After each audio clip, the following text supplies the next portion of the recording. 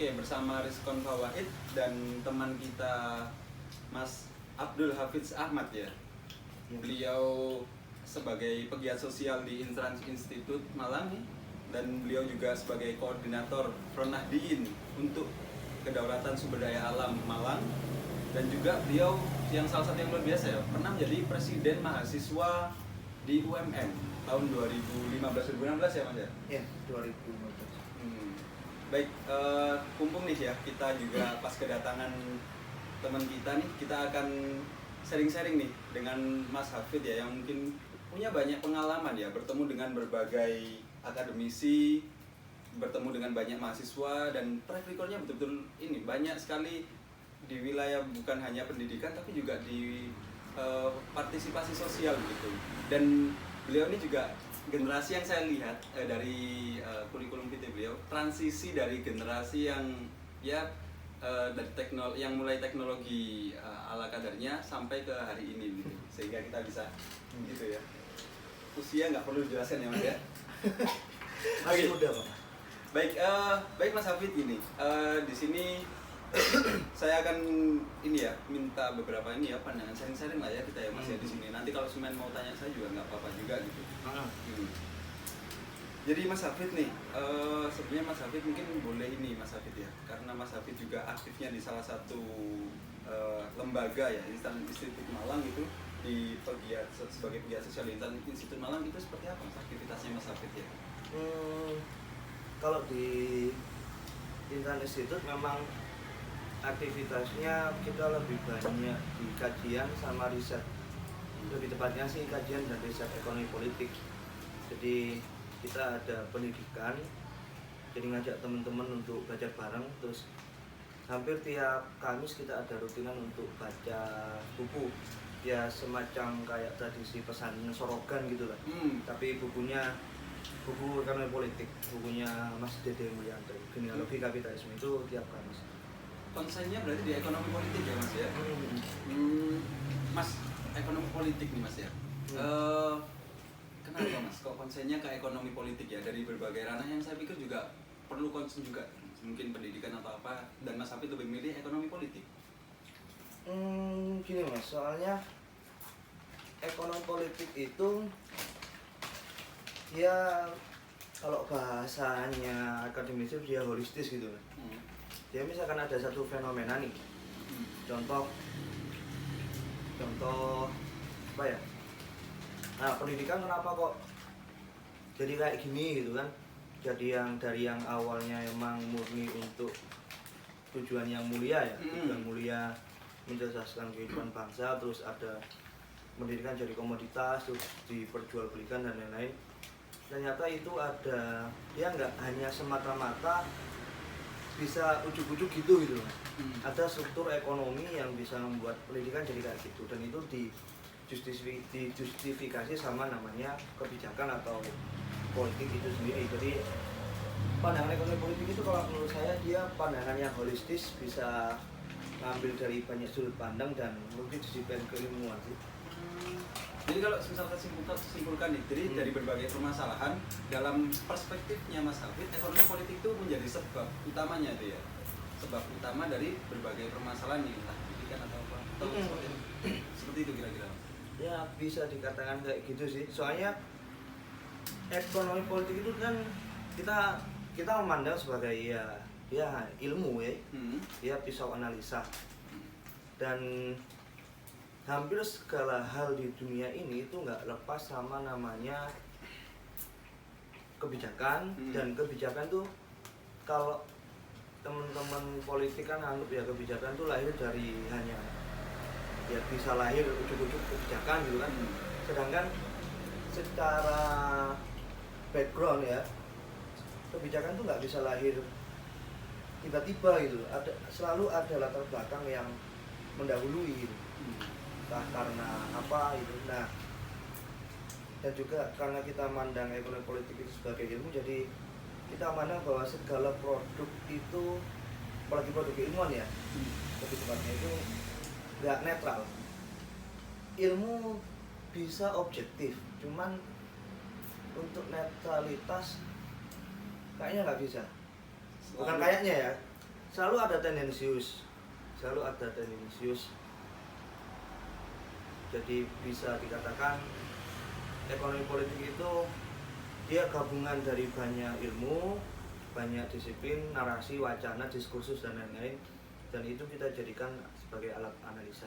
Itu aja sih ekonomi politik. Secara garis besar itulah. Secara garis besar. Lalu yang kedua, Mas Hafiz juga aktif sebagai koordinator nih ya di Front Nahdliyin untuk kedaulatan sumber daya alam di Malang. Itu aktivitasnya gimana tuh Mas Hafiz di sana? Sebenarnya FNKSDA itu ya itu kumpulan teman-teman Nahdliyin yang risau lah, yang gerah sama kondisi Indonesia atau ekologi yang lagi carut marut ini ya. Terakhir kan ada tumpang itu yang gunungnya dihabisin itu sama korporasi besar dan didukung sama negara. FNKSDA secara garis besar sih dia gerakan yang bukan sifatnya itu NGO ya atau lembaga gitu, enggak cuma nah, kita anggap itu sebagai ya, organisasi massa, organisasi kader. Memang namanya pakai Front Nahdliyin untuk kedaulatan sumber daya alam. Ya bukan berarti khusus untuk teman-teman Nahdliyin gitu juga enggak cuma. Muhammadiyah nggak boleh ikut gitu. Enggak gitu ya, Mas? bukan itu. Ya, sebenarnya soalnya seperti yang kita ketahui ternyata banyak dari teman-teman korban-korban penjarahan ruang hidup ya, itu lebih tepatnya banyak dialami oleh teman-teman teman-teman masyarakat bawah yang kebetulan garis mazhabnya itu mazhab Nahdliyin. Jadi selain sebagai fungsi mobilisasi, kita juga pengen ada nuansa religinya di sana. Dan kalau guyonannya sih FNKSDA itu kayak semangka gitu, luarnya hijau tapi di dalamnya ya iya itulah ya. Dan kalau FNKSDA memang bukan sebagai badan otonomnya NU, nggak kayak teman-teman IPNU terus GP Ansor atau Banser itu enggak. Kita memang terlepas dari itu dan sifatnya independen. Dan kita nganggap Nahdliyin atau Nahdlatul Ulama itu kita nggak nganggap itu sebagai identitas ya Mas. Tapi kita jadikan sebagai nilai. Nahdliyin itu kan kebangkitan gitu kan. Jadi kalau Nahdlatul Ulama kan kebangkitan ulama atau gerakannya ulama. Nah kalau Front Nahdliyin ini kita posisikan sebagai gimana caranya menggerakkan teman-teman yang sedang dijarah ruang hidupnya, sedang nggak dibela sama teman-teman penguasa lah bahasanya gitu lah. Itu kalau FNKSDA Mas. Baik, itu untuk FNKSDA Mas ya. Nah, luarnya hijau, dalamnya palu merah. Dalamnya bisa kuning Mas. Dalamnya bisa kuning ya. Semangka kan ada yang kuning, ada yang merah. Oh gitu ya. Iya. Kalau dalamnya kuning jadi hijau, kuning dekat sekali dia. Iya. Oke, lanjut Mas ya. Selanjutnya Mas Hafid nih ya. Gini-gini Mas Hafid juga ini ya. Ya bukan gini-gini ya. Mas Hafid ini pernah menjadi presiden mahasiswa di UMM tahun 2015-2016. Waktu itu rektornya masih Pak Muhadjir. Ya. Ya sekarang jadi menteri PAN ya sekarang. Ya, jadi menteri PAN. Menteri PAN. Ya, pemberdayaan aparatur negara kan. Iya. Sebelumnya kan di pendidikan ya. Nggak ngikutin politik gitu lah. Gitu ya. Oke. Gimana? Kalau Mas Hafid nih kira-kira sejauh mana berpartisipasi waktu Mas Hafid jadi presiden mahasiswa itu gimana? Partisipasinya niatannya sih iseng awalnya Mas. Iseng ya? Iya. Isengnya jadi freshman ya? Karena gini, awalnya secara person saya tuh di organisasi, saya nggak aktif di organisasi intra awal, karena ada antipati lah sama yang namanya, sama namanya intra itu ada antipati karena nggak terlalu banyak nggak terlalu banyak concern di luar gitu teman-teman intra, lebih banyak fokus di internal, dan sebutan intra sebagai IO itu ya itu udah rame sih dari zaman dulu. Intra itu IO, intra ya nggak bisa kita pungkiri. Nah, keisengan itu ternyata dapat restu dari banyak temen kalau kenapa kalau nggak kalau bahasanya kalau gregetan sama sistem, kalau gregetan sama sesuatu ya harus diubah kan gitu kan. Ada kesempatan dan yang paling penting itu dapat restu dari banyak teman, dapat restu dari keluarga. Itu sih dari situ sih kok bisa jadi ketua di situ.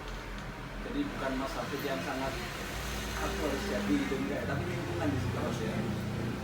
Lingkungan yang minta bahasanya yang ayo mas itu, dan kolektifnya dapat lah saat itu. Alhamdulillah dapat kolektifnya, dapat jadi bisa maju bareng-bareng, kita menangkan bareng-bareng, dan setelah jadi pun kita nggak ditinggal sendiri sih ya, banyak teman-teman yang bantu juga. Alhamdulillah. Oke. Selanjutnya Mas Hafid nih, dalam proses Mas Hafid tadi kita bicara mahasiswa juga ya. Kira-kira nih Mas, sekarang ya kalau kita bicara tema kali ini kan kita bahas tentang ini ya, kontribusi partisipasi sosial, kontribusi sosial dari generasi milenial gitu. Nah, generasi milenial sendiri nih sebelumnya kalau misal kita dari berbagai perspektif nih, kita pakainya yang generasi milenial adalah generasi yang sedari tahun kelahirannya tahun 86 sampai tahun 2000-an Mas. Gitu. Ada berbagai referensi itu, tapi kita lebih memilih itu gitu. Karena itu tahun dimana kalau secara deskriptif kan generasi milenial adalah generasi yang sebelumnya saat sangat kecil itu kita masih merasakan main layangan, ya masih main layangan. Cita-citanya Mas Hafid waktu kecil apa tuh? Ya standarnya anak kampung lah Mas, jadi pilot atau apa, dokter, iya. lupa lah. Itu ya, pilot, presiden, polisi, TNI, gitu lah. Dia aparat negara itu. Tentara juga. Ya sebelum kita tahu harga SPP udah kedokteran dulu bercita-cita jadi. Nah, setelah tahu ya. Setelah tahu mikir lagi. Oke gitu. Itu transisinya ya teman-teman ya untuk generasi milenial lah. Menurut Mas Hafid nih, kira-kira dari generasi milenial ini ya, yang mungkin kalau secara personal dia punya tanggung jawab nih memang untuk ketika di kehidupan ya, baik dia kuliah maupun tidak, itu untuk mengembangkan dirinya ya. Jadi bertanggung jawab atas dirinya sendiri. Oke. Tapi di sisi lain dia juga hidup di masyarakat, punya tanggung jawab ketika ada problem-problem sosial, ketika ada isu-isu di luar dari dirinya ya, isu sosial, lingkungan, pendidikan gitu. Nah, menurut Mas Hafid nih, kira-kira potensi ini apa yang memungkinkan untuk berkontribusi generasi milenial? Atau mungkin nggak memungkinkan? Atau gimana Mas Hafid? Sebenarnya sebutan milenial itu nggak ada teoritiknya ya. Kalau saya nyebut ya nggak ada teoritiknya. Secara definisi yang pas itu. Cuman bagi saya teman-teman milenial itu dia yang menyentuh atau secara nggak sengaja bersentuhan dengan namanya dunia digital atau dunia ya kita sebut era globalisasi lah ya. Dan banyak sekali konten yang masuk, informasi yang masuk, narasi, wacana dan lain-lain. Kalau disebut punya potensi apa enggak? Punya potensi. Potensinya besar sekali kalau menurut saya. Karena teman-teman milenial itu menang akses kalau menurut saya. Menang akses artinya akses informasi itu langsung sak kelebetan gitu, bahasa Jawanya itu sak kelebetan apa ya? Iya, langsung gitu loh. Saya kan pengen cari tahu apa gitu ya. Yeah. Langsung aja buka Dokter Andes Google MSI itu kan langsung buka. Ya kan langsung keluar gitu. Dan itu punya potensi besar sebenarnya, apalagi dengan apa ya? Bahasanya teman-teman tuh baby booming ya. Ya. Banyak lah teman-teman yang lahir. Dan anak kecil sekarang udah milenial sih sebenarnya. Dan potensi besar untuk baik untuk menggerakkan roda keberlanjutan bangsa atau untuk sebaliknya. Soalnya gini, generasi milenial itu bisa kita sebut sebagai dia subjek atau dia objek. Oke, tak saja gimana? Kalau subjek, dia emang karena subjek ya, karena subjek dia punya potensi untuk menggerakkan sekelompok orang, punya potensi untuk mempengaruhi banyak orang. Apalagi dengan zaman sekarang gini mas, edit video nggak usah khusus kan, upload YouTube, nulis sesuatu nggak usah daftar, register, ikut kursus, nggak usah gitu, tinggal baca aja. Dan akses itu dimiliki oleh teman-teman milenial. Itu kalau teman-teman milenial ingin jadi subjek atau malah dijadikan sebagai objek. Objek dari siapa? Oleh kepentingan kelompok-kelompok tertentu ya. Ya kayak kita tahu lah, tiap kontestasi elektoral atau pemilihan kepala daerah, presiden dan lain-lain itu kan selalu narasi yang dipakai itu ya entah narasi milenial atau narasi kekinian ya, yang itu arahnya populisme ya. Jadi bisa subjek bisa objek. Kalau objek ya dia bisa dipengaruhi untuk melakukan hal yang itu nggak produktif ya, bahasanya nggak produktif ya itu, atau dia bisa sebagai subjek yang melakukan banyak sekali kerjaan atau apa sesuatu yang bisa diberikan kepada masyarakat. Contohnya yang terakhir ya, banyak pakar teman-teman gerakan di luar sana itu kaget. Contoh ya, pas September kemarin, pas reformasi di korupsi, 24 September itu. Iya, yang ramai betul tuh mas ya.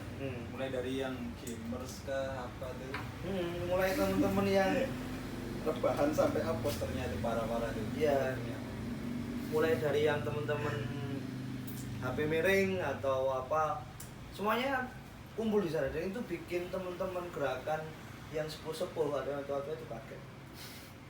Kenapa tuh mas? Kagetnya ya, wah ternyata teman-teman milenial bisa diajak gerak. Ternyata teman-teman milenial bisa ikut turun jalan. Ya meskipun tingkat apa ya, kesadaran atau tingkat itunya nggak terlalu ya, aku pun nggak terlalu bisa menjudge teman-teman apakah itu berangkat atas kesadaran atau memang hanya konformitas kelompok aja. Teman-teman pada ikut, masa aku nggak ikut? Nah gitu kan bisa jadi juga karena curiosity ya, pengen tahu kenapa sih kok banyak poster besok kamu libur, pengen tahu. Cuman itu keren mas menurut saya. Dan itu kan, itu bukan yang menciptakan seperti itu, bukan teman-teman generasi tua. Selebaran, poster-poster, flyer itu kan karena teman-teman sendiri yang buat. Iseng-iseng bikin besok kampus libur, UMM libur. Ternyata dipercayai terus berangkat semua. Parah, ramai betul itu. Ramai betul. Ya alhamdulillah. Ya setelah itu sayangnya itu setelah itu.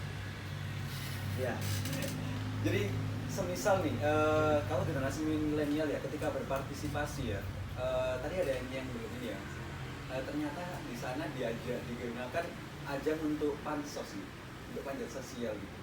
Panjat sosial. Iya, untuk panjat sosial. Jadi ya untuk foto-foto, selfie gitu kan. Bahwa aku berpartisipasi gitu dalam gerakan sosial gitu. Tapi di sisi lain ya ketimbang enggak ngapa-ngapain gitu. Ada perspektif yang mungkin bisa kita gunakan. Kalau menurut Mas Habib gimana tuh tentang itu? Saya nggak terlalu banyak risau sih terkait itu karena memang fasenya teman-teman fase apa ya, fase pengen dilihat, pengen setara lah dengan teman-teman yang lain, sama-sama turun jalan meskipun selfie. Saya nggak masalah, nggak ada masalah pun terkait identitas itu atau rasa ingin diakui atau apa, nggak masalah sama sekali. Yang jadi masalah itu kalau teman-teman kayak gitu terus menerus dan nggak punya apa ya, berdikari lah nggak punya kemerdekaan dalam berpikir sendiri tuh, nggak punya pikirannya sendiri lah. Dia nggak bisa menentukan mana yang baik, mana yang buruk, mana yang perlu dibela, mana yang perlu di apa ya, bukan dihancurkan ya, mana yang perlu dibela dan mana yang tidak perlu dibela. Itu sih. Tapi kalau selama ini terkait nonton pakai selfie, pakai unjuk gigi itu nggak masalah, karena itu fasenya teman-teman. Nah kalau semisal dengan adanya ini ya mas, dengan adanya teknologi kan ada beberapa sering kali ini ya disebut ya generasi milenial itu apatis, labil gitu. Lalu ya itu tadi salah satunya haus akan eksistensi dan lebih banyak menghabiskan waktu personal ya dengan teknologi yang ada gitu kan, sehingga itu membuat minim berpartisipasi. Tadi kan ada kecenderungan demikian ya, ada kecenderungan demikian itu kira-kira apa memungkinkan mas? Secara personal itu tetap aktif dalam berpartisipasi atau mau nggak mau memang itu adalah satu permasalahan gitu yang memang harus dikelola, sehingga teknologi ini pada dua sisi, apakah kita ini menjadi satu yang menguasai teknologi atau teknologi menguasai kita gitu. Nah ini pada ranah teknologi sejauh mana bisa dimaksimalkan menurut mas? Kalau menurut saya sih kita nggak harus terlalu fobia kayak negara yang terlalu takut gitu dengan teknologi sampai mengeluarkan apa namanya sensor, terus pelarangan konten ini konten itu pandangan terlalu suudzon bagi teman-teman milenial itu. Kalau menurut saya ya, menurut saya nih ya, soalnya sebenarnya teman-teman itu karena tingkat curiosity-nya tinggi, rasa ingin tahunya tinggi, tinggal teman-teman yang sadar ini bisa ngasih kanal apa enggak, ngasih saluran apa enggak untuk ledakan emosinya, ledakan kreativitasnya. Tinggal itu juga menurut saya. Kalau masalah teknologi, penyalahgunaan teknologi sampai harus dibatasi dan lain-lain, itu pandangan yang terlalu melemahkan teman-teman milenial itu sendiri. Kalau menurut saya, seolah teman-teman milenial ini gampang terjerumus, selalu gegabah dalam hidup. Enggak. Bagi saya enggak gitu sih. Saya malah mikirnya teman-teman ini cepat dan tanggap gitu loh mas. Misalkan contoh terakhir di Surabaya, teman-teman Banyuwangi yang menyuarakan tentang Gunung Tumbang Pitu dan Salakan yang dieksploitasi, diberikan izin itu teman-teman milenial juga yang banyak stay nemenin teman-teman Banyuwangi. Bahkan di beberapa tempat konflik atau pendampingan yang teman sama ini yang advokasi itu, banyak teman-teman milenial juga yang ada di sana. Meskipun karena krisis identitas atau eksistensi atau apa, tapi kehadirannya di sana itu udah ngasih support teman-teman yang ada di sana itu. Ternyata ada teman-teman yang bantu. Dan itu kerennya juga, teman-teman selalu cepat bikin update status WA atau Instagram kan langsung kan, karena teman-teman punya akses itu ya, menang akses itu ya. Jadi langsung tek gitu sih. Dan itu kita nggak bisa memandangnya sebagai hal yang suudzon gitu. Kita harus memandangnya sebagai husnuzon kan ya. Teman-teman ini bisa, teman-teman ini kreatif, teman-teman ini ingin tahunya banyak, jadi harus tinggal yaitu yang tua-tua pun juga nggak boleh selemah itulah memandang teman-teman generasi milenial itu. Milenial tuh selalu porak-poranda, milenial tuh selalu enggak. Teman-teman itu cuman kurang pengalaman, ya wajar lah. Dan bagi saya wajar kalau teman-teman banyak melakukan kesalahan, banyak gegabah. Umurnya emang umur kayak gitu. Malah yang aneh kalau ada teman-teman secara biologis milenial, cuman aktivitasnya nggak milenial itu. Itu yang aneh malah. Secara umur dia tuh mengetahui banyak hal, mengetahui informasi di luar sana, tapi nggak tahu apa-apa, itu aneh malah. Buka Google Drive nggak bisa gitu ya. Buka Google Drive nggak bisa, download pakai IDM nggak bisa, gimana cara, ya itu kan itu yang aneh. Teman-teman YouTube aja nggak tahu, wah itu yang aneh bagi saya. Hidup mati kajian. Ya Dia apa? itu hal lain ya. Iya enggak. Kajian apa enggak ya terserah. Iya. Pakai bahasa apa. Oke, selanjutnya Mas, untuk ini ya, di pada ini, ketika ada permasalahan nih ya, salah satunya perihal kepedulian generasi milenial ya, ada beberapa ini ya, mungkin kalau kita melihat ya, upaya untuk melakukan gerakan sosial begitu besar tuh Mas, atau mungkin banyak aktivis yang melakukan gitu, dan banyak yang bertanya, ini teman-teman saya juga, dan menjadi pertanyaan secara umum lah, kira-kira ngapain sih harus ikut-ikutan kita peduli urusan negara, urusan orang lain gitu, toh ketika kita berupaya merubah juga nggak mungkin berubah juga gitu, pesimis ya? Oke. Ada kemungkinan rasa pesimis di situ ya Mas ya. Paham. Nah, itu gimana kalau menurut Mas itu? Seringnya kenapa kok banyak teman-teman nggak mau ikut solidaritas, nggak mau ikut menyuarakan, nggak mau ikut bersikap, padahal itu kan dhaiful iman kan Mas, apa selemah-lemahnya iman aja. Selemah-lemahnya iman tuh minimal update status tentang kondisi yang lagi krisis gitu. Itu kan selemah-lemahnya iman bagi menurut saya ya. Atau sekedar ngasih tahu temannya kalau ada apa, itu kan selemah-lemahnya iman. Nah, caranya gimana biar teman-teman bisa apa ya, ikut berpartisipasi dalam agenda-agenda perubahan sosial yang ada? Kita kasih tahu tentang ternyata apa yang kita nikmati sekarang itu hasil perjuangan sesepuh-sesepuh kita di masa lalu. Artinya apa? Kalau kita nggak melakukan apa-apa sekarang, itu juga berdampak pada dirimu sendiri atau anak turunmu kan gitu. Contoh lah, Omnibus Law sekarang, ini paling mudah contoh paling mudah. Kalau RUU Cilaka itu, ya Cipta Lapangan Kerja ya. Kalau Omnibus Law itu memang benar-benar disahkan dan itu, berarti kan nasib mereka juga akan habis. Mereka kan teman-teman milenial ini kan kebanyakan mereka mahasiswa yang masih apa ya, masih proses belajar. Nah, kalau mereka nggak memperjuangkan itu sama kayak bunuh diri gitu kalau menurut saya Mas. Karena kebijakan itu nanti juga berdampak pada mereka. Mungkin nggak sekarang, oke, karena mereka masih mahasiswa, karena teman-teman masih mahasiswa, masih proses belajar. Tapi kedepannya itu pasti berdampak pada dirinya, dan itu secara langsung. Apalagi tentang cipta lapangan kerja itu kan. Kan teman-teman ini kan calon pekerja semua, bukan semua ya, hampir sebagian besar calon pekerja, calon pekerja.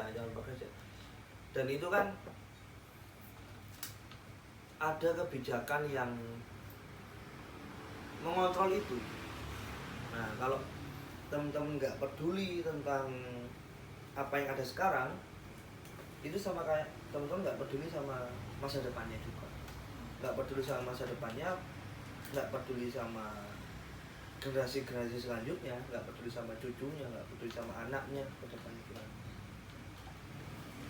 Jadi itu sih, kalau menurut teman-teman harus, ini juga perlu kalau katanya salah satu guru saya ya,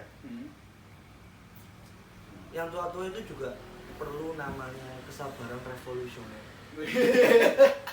Jadi bukan kesadaran revolusioner enggak ya, kesabaran gitu. Bagi teman-teman yang tua perlu kesabaran revolusioner. Kalau bagi teman-teman yang muda perlu kesadaran revolusioner. Nah, proporsional aja lah di ya. sini ya.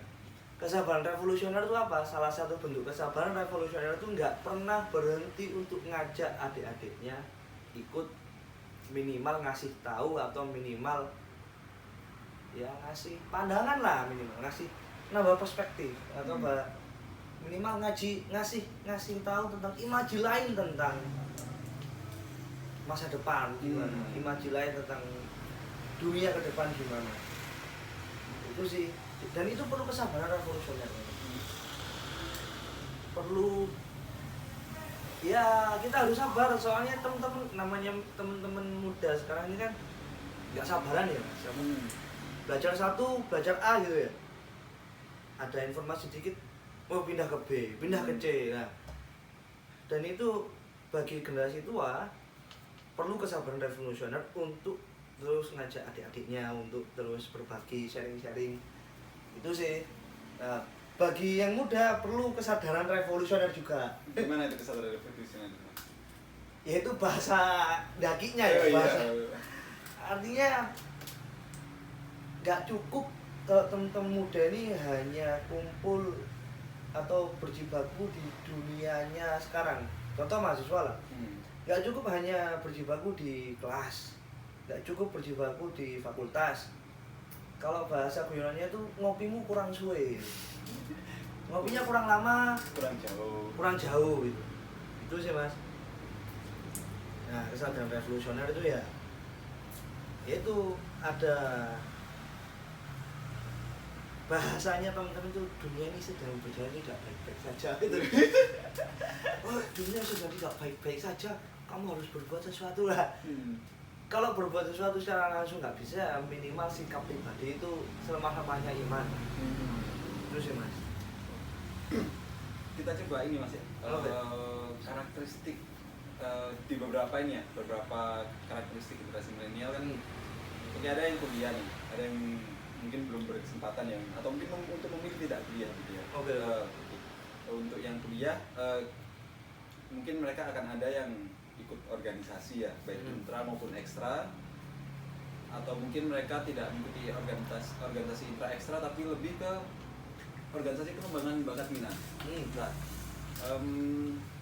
Nah, dari beberapa karakteristik ini ya Mas ya, tadi itu kita coba lihat itu secara seimbang ya saat ini. Mungkin itu bagaimana Mas melihat potensi-potensi dari beberapa ini yang kemungkinan mereka akan profesional di bidangnya masing-masing kan di situ, atau mungkin mereka punya kelemahan yang selemah-lemahnya, atau mungkin bahkan ketika ada dalam suatu lingkungan malah mereka melanggengkan problem sosial gitu. Ada kemungkinan di situ kan. Nah, menurut Mas Hafid gimana dari beberapa karakteristik generasi ini? Ini agak membingungkan ya Mas. Di satu sisi negara ya struktur bukan negara ya. Struktur sedang berusaha untuk mengalienasikan, untuk mencerabut semua kesadaran sosial teman-teman yang muda melalui pembentukan pengembangan organisasi bakat minat gitu ya, atau bahasanya nggak ngurusin di luar lah. Kalau menurut saya tuh teman-teman tuh korban aja sih Mas. Kita nggak bisa nyalain teman-teman mahasiswa tuh, atau kita nggak bisa nyalain teman-teman muda tuh. Karena ketidaktahuannya itu ya bahasanya gitu Mas, dalam fikih itu kan orang yang nggak tahu kan nggak bisa dihukum gitu. Ya. Ya nggak tahu. Orang yang nggak tahu itu kan nggak bisa dihukum. Nah, sebenarnya bukan teman-teman mahasiswanya yang perlu kita sasar atau kita utak-atik kita marah-marahin gitu. Kalau kita malah tengkar sama teman-teman sama mahasiswanya, bisa jadi pertama kemungkinan bisa makin apatis toh dengan teman-teman yang ngaku dirinya aktivis, kita aktivis, padahal fungsionaris intra yang aktivis ini kan. Nah, kita harus fair kan nyebut teman-teman intra yang fungsionaris gitu kan. Cuman ya nggak bisa juga yang aktivis udah nyebut dirinya aktivis itu enggak. Berat soalnya sebutan aktivis itu. Kalau Mas Hafid ini pegiat sosial gitu ya. Ya bantu-bantu aja. PUPT Mas. Pembantu umat pelaksana teknik. Iya. Jadi ya ada apa ikut gitu ya. Ya tadi mungkin saya ralat ya. Sebenarnya kesabaran revolusioner tuh nggak hanya perlu buat teman-teman yang tua. yang muda juga, yang tahu gitu. yang punya Bagi kesadaran teman-teman juga. yang sadar, bagi teman-teman yang merasa dirinya sadar dan tahu, itu harus punya kesabaran revolusioner untuk terus mendengungkan isu-isu yang memang sekiranya berdampak langsung sama teman-teman mahasiswa. Itu Mas. Perihal itu Mas, Oke. saya juga sering ini Mas, kadang ketika hampir tiap kali ini juga ya pengalaman ikut aksi, hampir setiap aksi, khususnya ketika pada suatu kelompok lah, organisasi gitu, ikut aksi itu dalam konten konten ini pidatonya gitu, konten saat dia mengambil toa gitu, itu selalu menjelek-jelekkan kelompok lain, anak yang nggak ikut aksi dan juga yang nggak ikut organisasi juga kadang, mereka yang apatis tidak seperti kita gitu, jadi merasa lebih baik gitu. Itu kadang kalau kadang juga mungkin dalam perspektif Mas itu saya juga ngelihat itu juga gitu dalam pengalaman gitu. Iya. Dan juga kadang yang itu juga terjadi juga yang tidak ikut aksi juga menjelek-jelekan, itu ngapain juga itu mereka itu ngomongin apa sih gitu. Jadi komplit sekali gitu. Itu masih yang ikut aksi. Belum lagi yang ketika mereka punya metode lain. Contoh nih, kita itu aksi itu nomor sekian, tapi kita harus terjun langsung ke masyarakat. Lebih mengutamakan itu, dan itu saya menemukan itu. Ada yang mengutamakan lebih terjun ke masyarakat. Jadi ada berbagai metode nih, berbagai metode, tapi di situ malah ada problem yang sekunder di situ. Jadi malah terjadinya permasalahan sekunder di situ ya kan. Konflik horizontal malah. Konflik horizontal gitu, padahal harusnya konsen ke vertikal gitu. Dan kalau Mas Hafid, pandangan Mas Hafid tentang itu gimana tuh Mas Hafid?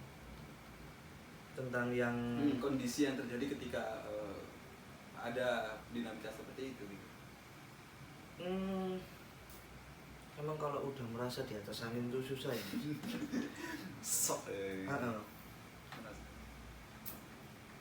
Tujuan teman-teman berorganisasi itu biar makin luas dengan teman-teman yang lain kan. Kok malah kesannya mengeksklusifkan diri gitu ya. Ya dulu pas saya masih di kampus itu juga sering sih gitu Mas. Saya sebenarnya juga kurang sepakat sih kalau menciptakan diversifikasi kelompok Pemisah-misah. ya itu loh, kategorisasi. Ada kategorisasi mahasiswa itu. Dan itu direproduksi sih terus, contoh jadi mahasiswa jangan kupu-kupu. Iya sering pulang. Jadi mahasiswa jangan kita nggak bisa mereproduksi atau menarasikan itu terus menerus itu Mas. Saya tuh pertama bikin teman-teman yang nggak ikut organisasi gerakan ya maksudnya. Iya. Itu makin apatis. Terus yang teman-teman ikut gerakan itu makin merasa dirinya di atas angin, merasa dirinya lebih baik. Wah ya aku ini udah ikut organisasi, ya intra ekstra. Dasar kalian yang nggak ikut apa-apa itu. Iya. Toh nanti benefitnya itu kan kembali ke mereka sendiri toh sebenarnya. Benefitnya kembali ke mereka sendiri, bisa kerja kalau kita mau pragmatis ya, bisa dapat akses kerjaan lebih banyak, terus bisa dapat peluang hidup lebih tinggi lah, jejaringnya juga terbentuk dan banyak hal yang bisa didapat. Itu juga nggak bagi teman-teman yang tergabung di organisasi bakat minat pun itu juga ya itu penting juga ya Mas untuk penambahan kapasitas diri ya. Cuman ya itu nggak tahu sebenarnya sejak kapan ada pemisahan itu, ada pemisahan organisasi gerakan, organisasi bakat minat itu ya itu salah satu dampaknya sih ya NKRI diciptakan organisasi ya. Cuman mungkin ini saran aja teman-teman yang mengaku dirinya aktivis ya, ngaktivis ya, yang pakai bendera-bendera terus pakai lambang-lambang itu, mungkin sarannya sih harus dekat sama teman-teman yang lain juga, teman-teman yang bahasa mereka teman-teman mahasiswa biasa itu ya. Padahal sama biasa juga. Padahal sama-sama mahasiswa loh. Nah, saran buat teman-teman yang mahasiswa biasa menurut teman-teman aktivis ya, ya apa yang sedang diperjuangkan oleh teman-teman mahasiswa itu juga menyangkut hajat hidupnya juga toh. Kan teman-teman ada pembacaan, konsolidasi atau apalah bahasanya teman-teman, aksi atau apa, itu kan sebenarnya juga menyangkut hajat hidupnya sendiri kan. Kedepannya di masa depan. Saya kalau secara gini mas, bahasa Eropanya gini, hampir semua perubahan yang baik-baik di Indonesia ini, bahkan kemerdekaan ya, itu dia diciptakan oleh mahasiswa yang itu biasa-biasa aja. Kemerdekaan, reformasi tumbang, bukan reformasi tumbang, tumbangnya Orde Baru ya. Saya kok reformasi tumbang, ini bahaya. Tumbangnya Orde Baru itu enggak disebabkan oleh teman-teman mahasiswa biasa yang biasa-biasa aja juga itu. Itu dan yang lebih tepatnya lagi, perubahan-perubahan itu enggak diciptakan oleh mahasiswa sendiri gitu. Ada elemen lain yang Ada kelompok lain yang memang berjuang untuk itu, yang sering kita nggak sempat terfikirkan lah di otak kita. Siapa itu? Kelompok buruh, kelompok tani, teman-teman serikat. Sebenarnya mereka itu penggerak-penggerak itu. Dan mahasiswa jadi salah satu supporter di sana. Itu. kalau ini mas tentang ada beberapa upaya yang ini ya dalam partisipasinya nih. Kan ada seperti saya silakan itu ada beberapa tindakan yang itu saya kategorikan tindakan besar. Saya juga lihat tindakan kecil itu. Kalau tindakan besar ini mungkin ada perlu mungkin riset ya ke masyarakat gitu ya. Ada riset ke masyarakat, mengetahui problem masyarakat, lalu mungkin mengadvokasi mereka gitu sampai mendampingi dan sampai permasalahannya itu baik secara hukum maupun secara sosial itu selesai itu saya kategorikan dalam tindakan yang saya pikir besar gitu. Di sisi lain juga mungkin barangkali nih, kalau mungkin Mas Habib juga kasih sharing nanti apalagi tindakan-tindakan yang memungkinkan tindakan besar atau mungkin tindakan kecil yang keseharian itu merupakan bentuk partisipasi kita pada kepedulian kita ya, terhadap orang lain maupun kalau Mas Habib istilahkan kan masa depan kita sendiri itu ya. Nah, kalau dalam perspektifnya Mas Habib ini gimana kira-kira?